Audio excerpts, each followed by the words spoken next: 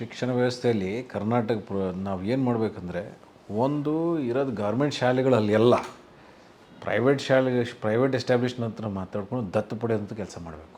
Adoption system ಈಗಾಗಲೇ ನಾವು deputy C M ಸಾಹೇಬರು ಅದ್ರ ಬಗ್ಗೆ ಒಂದು ಪ್ಲ್ಯಾನ್ ಕೊಟ್ಟವ್ರೆ.